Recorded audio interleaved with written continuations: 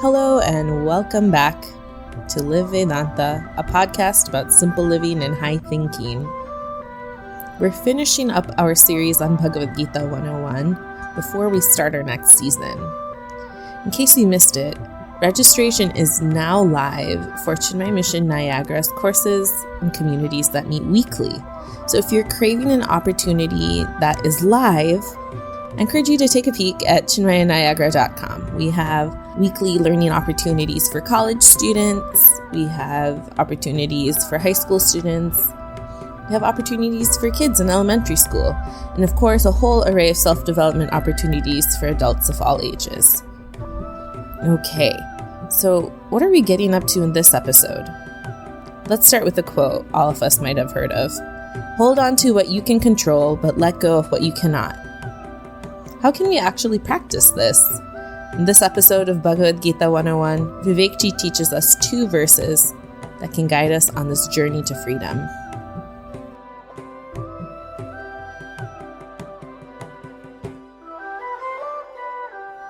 Hari Om, and greetings from Niagara Falls.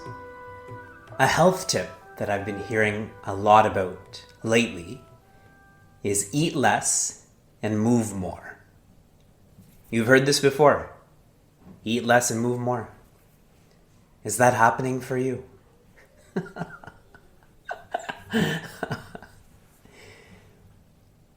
I feel they're approaching this tip from the wrong direction.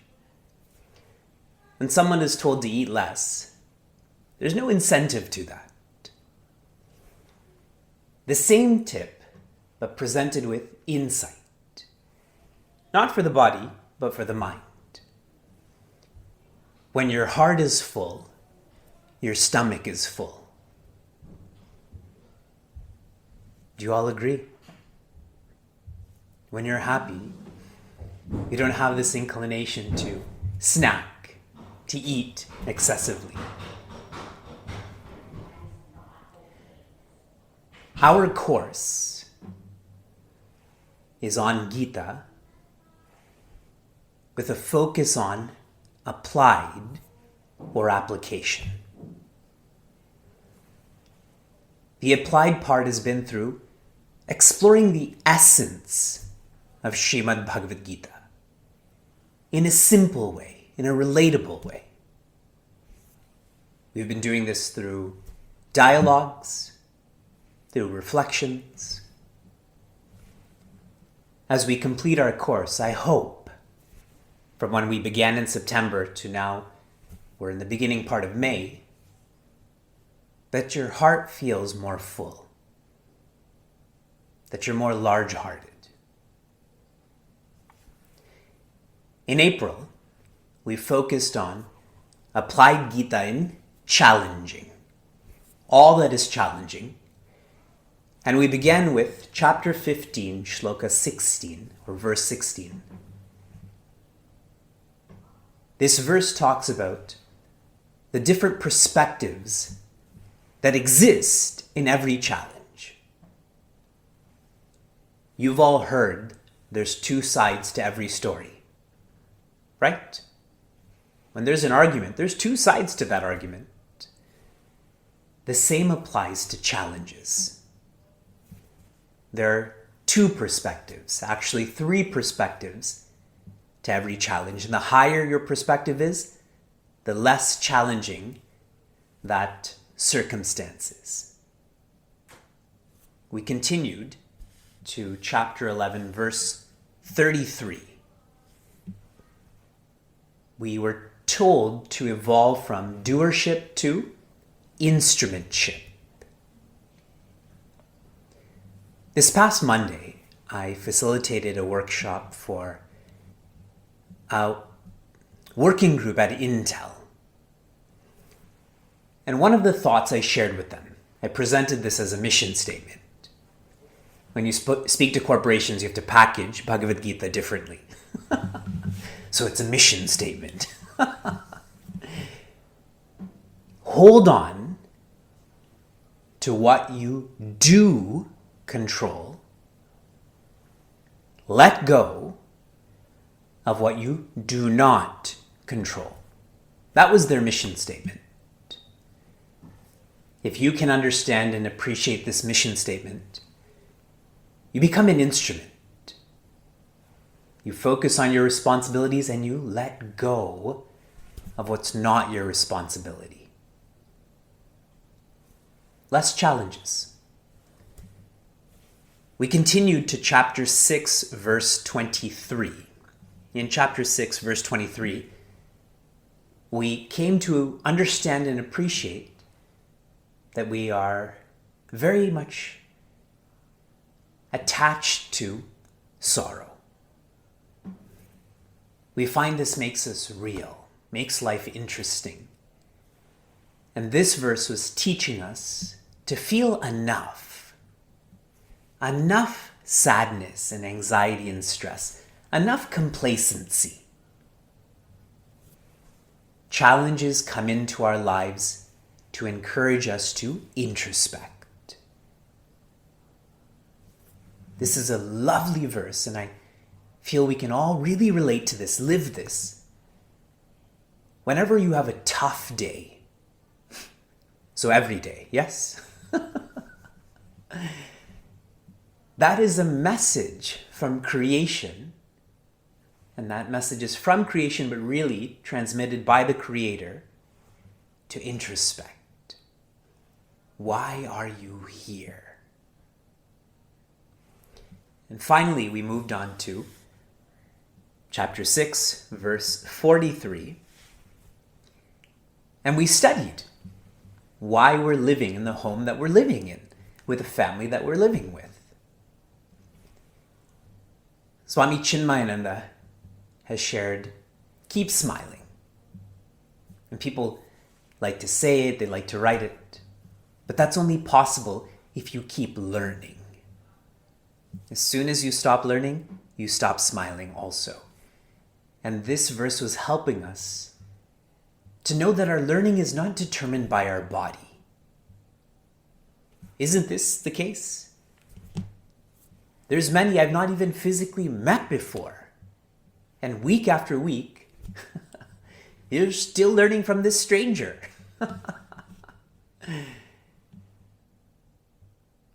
Learn as much as you can. The body will come, the body will go. Keep on learning that you are beyond the body. And now for May, for the end of our course, for the end of being an ego, for the end of living. This month the focus is freeing. And we are going to move through 3 epic verses. We start chapter 12, verse 20, which you read, yes? Okay. Please repeat. Ye tu dharmyamritamidam, ye tu dharmyamritamidam, yathoktam paryupasate, yathoktam paryupasate, shraddhadhana matparama, shraddhadhana matparama, bhaktaste tiva me priyaha, bhaktaste tiva me priyaha. Bhagavan Krishna begins by sharing the dharma, which is like amrita, first quarter. The dharma he's referring to comes from verses 13 to 19 of this chapter. 12:13 all the way to 12:19, Bhagavan Krishna shares a whole range of values. And in each one of these shlokas, he says, Sa me priya. He says this in different ways, which means such a person is dear to me. Okay, you're with me? And here he's saying this dharma is amrita. And if you interpret this literally, it means these values never change. Values like being lighthearted, values like being disciplined, do you think that will ever change? 20 years from now, will discipline be a vice? No. What an investment in a value. Valuables keep changing, yes? I still have an iPod Nano. It's so old, I don't even know how to describe it anymore. I would have to pay someone to take that from me, correct? It has negative value. Valuables keep changing. Values do not. Now, the implied meaning of this is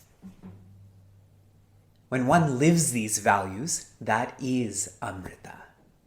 That is peace. If you live in a virtuous, compassionate, generous, etc., etc., etc. way, that is peace, right? You don't have to go anywhere. You don't have to do anything.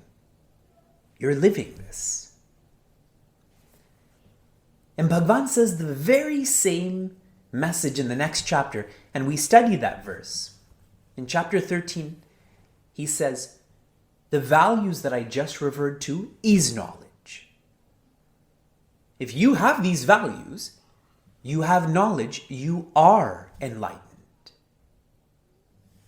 We always present the message as, with knowledge you will be enlightened, yes? But this chapter, more covertly, but in the next chapter more overtly, Bhagavan is saying values are knowledge. I've shared with you so many times that bhakti is jnana. Next quarter. Yatoktam paryupasate. This is said, and this is to be followed. Who's saying this? Bhagavan Krishna. Who else could share a better means to the ends than someone at the ends, yes? Please remember that whenever you study Bhagavad Gita, specifically, these are God's direct words. This is not an interpretation. Upasana, tell me in the chat room what upasana means. Literally means.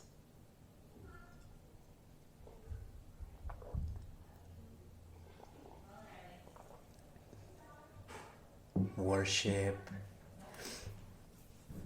Upa means near and asana means sit. We're upasana right now. We're upasanaing. Right? But now there's a prefix, buddy. Buddy means completely. Completely near sitting. In other words, whatever Bhagavan Krishna has shared, that you implicitly follow this. That there's no wavering, there's no excuses. The third quarter, Shraddha Dhana Mat Parama. One who lives these values completely, that person is filled with faith, and that person knows that I am, that is Bhagavan, that is peace, is the highest. How many of you are in the Vedanta and Bhagavata Meditation in Life and Applied Gita course, by show of hands? There are some of you. How many of you are in 2 of those courses? Many more of you. I hope you've observed, as all of these courses are ending and have ended, there has been an emphasis on faith. In each of these courses, the emphasis has been on faith. That is not by accident. Bhagavatam's on bhakti, meditations on jnana, Gita's on karma. Faith And the expression of faith is knowing what is the highest, what the purpose of living is. And that is the Creator, that is consciousness. When you have faith that this is the highest, you become reckless. You wreck all else that is not the highest because you know that's not the purpose of living. Now, for many of us, that's a very harsh reality. What if I change the word from reckless to focused? All of a sudden now, yeah, we can do that. It's the same message. That one has to live with full focus on the Creator, on consciousness. And if that focus is not there, that means faith is not there. If faith is not there, this is because we're not completely living values. See the ladder. And the last quarter says, Bhaktaste ativa me priyaha. One who focuses on me being the highest, that person is the dearest to me. In the earlier verses, Bhagavan Krishna says, a seeker is dear to me. Give me a synonym for dear. What are some synonyms for dear?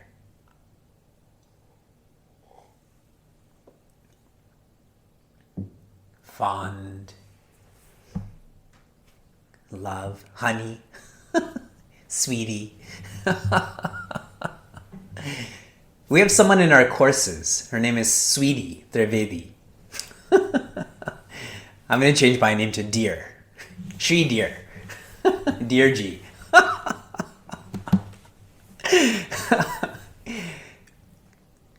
I call Sheila Dear out of affection, but I observe that most times when someone's calling someone else Dear, it's not out of affection. It's out of, there's tension. Dear. The synonym I'm looking for is close, as some of you wrote. Such a seeker is dear to me, such a seeker is close to me. Now, Bhagavan is saying such a seeker is the dearest to me, is the closest to me, and here closest has to be felt as one with me. They are not different than me. They are not separate from me. They are me. I am them. Like Devi Meera, no? She was the dearest to Bhagavan Krishna. She was the closest. She was one with Bhagavan Krishna. What else is there to live for? Other than this last quarter.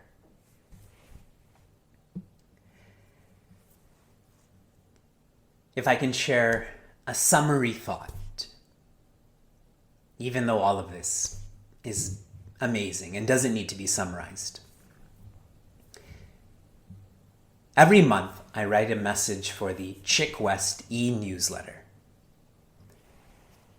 Actually, one of our chicks writes it. I just put my name on it. That's called leadership, no? And what she and then I marginally refined into was the best way to celebrate a Jayanti, because Gurudev's Jayanti is starting soon, is to pick a value and dedicate yourself to that value. That's the best way to celebrate a Jayanti. Yet, every 5 minutes I get an email from some person or some center that says we're going to sing this and offer this and do this. When the best way to celebrate a Jayanti is pick a value and dedicate yourself to that. What do you think the Guru Shishya Parampara or Swami Chinmayananda wants from you? Those 108 names, he doesn't want to hear his own name. He wants you to live by those names. Just one of them. You're feeling me? Let's chant together. Ye tu dharmyamritam idam yathoktam paryupasate shraddha dhanamat parama bhaktaste tiva me priyaha. We continue with another verse on freeing. And you all know this verse because it relates to lunch. As soon as this verse is chanted, lunch is coming.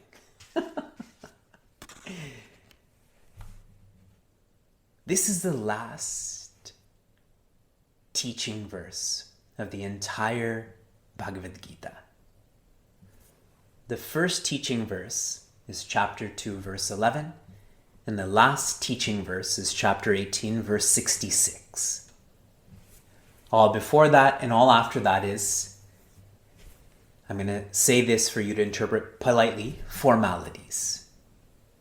An introduction and a conclusion, but this is the teaching, and this is the last teaching. Sarva dharman parityajya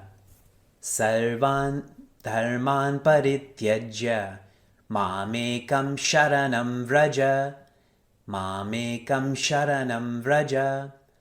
aham tva sarva papebhyaha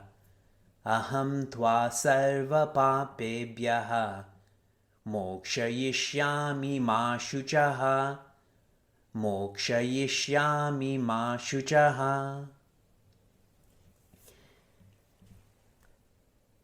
Bhagavan says to Prince Arjuna, my last thought is, all that I've taught you, let it go.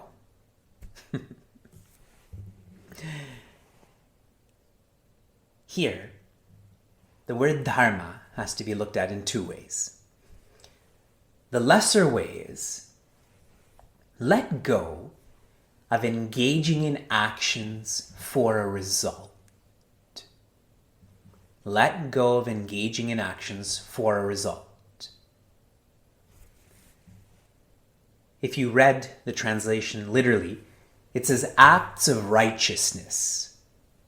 That's what we do, right? I engage in puja because I want this. I engage in japa because I need this. Here, Bhagavan is saying, let go of all actions and results because what you need is not going to come by an action. What you need, you already have, you already are. And that is Brahma. So that leads me to the deeper meaning. The sole purpose of dharma is Brahma. Brahma here means peace, independent joy. You have to let go of the means to get to the ends, yes? If you keep holding on to the means, how will you get to the ends? The same goes with where logic ends, faith begins. So Bhagavan is sharing his last message is, Bhagavad Gita is not a teaching on dharma. This is a teaching on Brahma. Brahma Vidya, Upanishad, Vedanta, those are all synonyms for each other, for enlightenment. I once gave you an example of how Sri Shatrughna, Sri Lakshmana, and Sri Bharata are one thing, and Bhagwan Rama is the other thing. Remind me, what was that example about?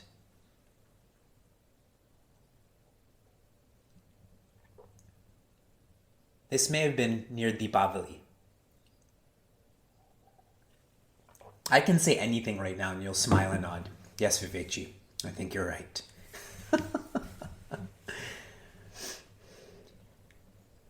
Okay. You are remembering lots, and it was the poles in the flag. Sri Shatrughna, Sri Lakshmana, and Sri Bharata are the pole, and Bhagwan Rama is the flag. And I'd mentioned that all salute the flag, not acknowledging the pole, But the pole doesn't care because when the flag is saluted, so is the pole, correct? Now I'm spinning it differently. Dharma is the pole, and it is needed, but the only purpose of that pole is for the flag, right? Do you have a random pole in your backyard? I think I'll uninstall a pole tomorrow. A pole tomorrow. For what? If there's a pole, there should be a net. There should be a flag, right? A basket. So that's why Bhagavan is saying, be clear about the means and the ends. Mamekam sharanam raja. I am the ends, is what Bhagavan Krishna is sharing here. In Meaningful Mornings, I had shared the cause pervades the effect. In other words, the creator pervades creation. So really, is there an effect? Is there creation? These are really lovely teachings. And I hope, again, if you've observed in all of the courses, there's been an emphasis on focusing on the ends. The churning of the Milky Ocean, correct? So many riddhis and siddhis come, but amrita's at the end. I shared the same in meditation and life, that you'll hear things, you'll see things, but you have to be. And Bhagavan is sharing the same with Arjuna. He is encouraging the ends. Aham tva sarva papebhyaha. All of your sins, all of your papa, and he'll say in the next quarter, I will look after. What is the original sin in Sanatana Dharma? The original sin. That's right. Avidya. Vidya said avidya. And we often define this as ego. Now you tell me, what are the three main expressions of ego? In order, three main expressions.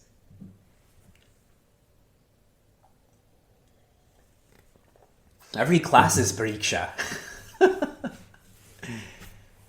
Yes, identifying, separating, and expecting.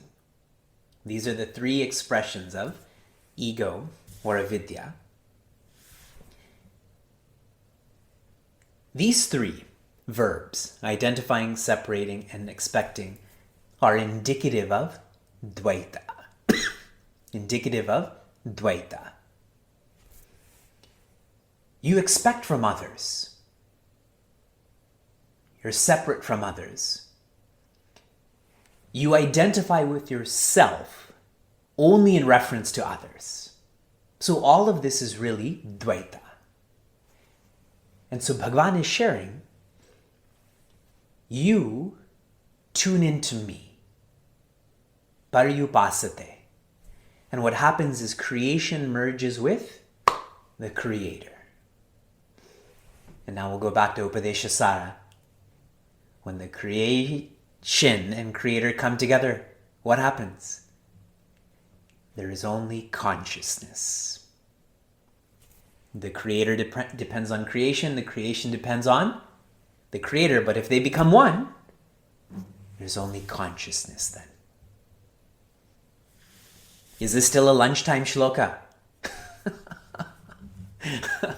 This is an Upanishad. One verse is an Upanishad. Finally, moksha yishyami ma shuchaha.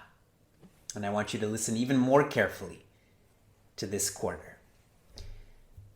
I had mentioned to you last week, if there's a funeral, if someone is dying or has died, there's a portion of Bhagavad Gita that is important to sing, but better to seek and serve. What chapter, what verses? I can read also. So if you're looking at your notes, this is not that kind of question that I'm asking.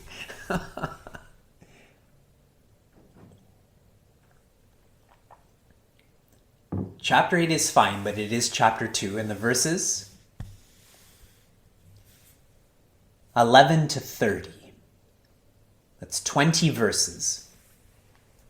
Chapter 2, verse 11 is the first teaching of Srimad Bhagavad Gita. In these 20 verses, repeatedly, Bhagavan Krishna shares, Na tvam shochitum arhasi. Na tvam shochitum arhasi. Define these words for me. Na means no. Tvam, Bhagavan is saying that to Prince Arjuna, not Prince Arjuna saying that to Bhagavan. Bhagavan, no need to worry. Na tvam shochitam. Show me shochitam. You already are. So, arhasi. Arhasi means deserve. We'll use the word deserve. You do not deserve to be sad. And why this is such a lovely statement, arhasi, you don't deserve to be sad because that's not who you are. I don't deserve to go to jail because I'm not a criminal. I know that factually. You may feel otherwise, but factually I know that. Yes, I don't deserve that. Now, Bhagavan is saying the same thing, ma shuchaha. Started off with no sadness, is ending with no sadness. Very, very, very cool, Bhagavan. Way to be tight with your teachings. And this is so fun that we're getting to connect the dots. That's what I love about Vedanta, is that there's infinite dots, and as you start connecting them, it's not that the infinite becomes finite, you become infinite. It is a most lovely experience and state. Now I'm going to fast forward to verse 72 of this chapter. We're not going to study this, but I'm going to read to you a question that Bhagavan Krishna asks Prince Arjuna. He says, Kachit ajnana sammoha pranashta. Kachit means all. Ajnana, some of you already wrote, avidya, ego.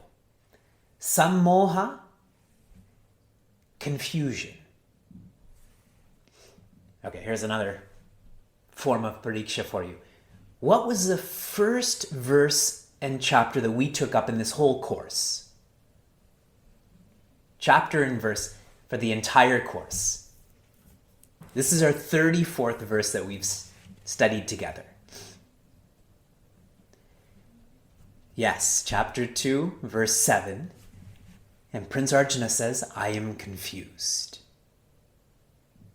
And you see how Bhagavan Krishna at the end says, has your ajnana ended? And has your confusion ended?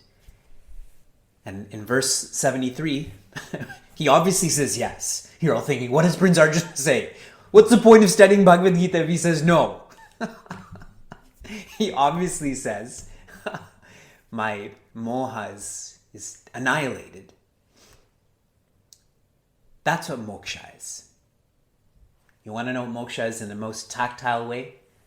Less confusion and less identification. Confusion, that's sammoha, and the original expression of avidya is identification. Okay. Here's a summary thought for you. We've really studied 2 Upanishads today, so here's your summary for this Upanishad. No justification. No justification. We justify our positioning. We justify our vices. We justify that I'm just a human. And this verse is destroying that. If you justify, that's you holding on to dharma. No justification is you're clear about the ends, you're clear about consciousness, and on and on and on. So be careful as you go about your day. Are you justifying your position? Are you justifying your vices? And if you are, you'll never reach this verse. Clear? Okay, let's chant this together. Sarva dharman parityajya mamekam sharanam vraja aham tva sarva papebhyaha mokshayishyami ma shuchaha. If you enjoyed what you heard or want to learn more, share this episode with a friend or find us online at facebook.com/cmniagara.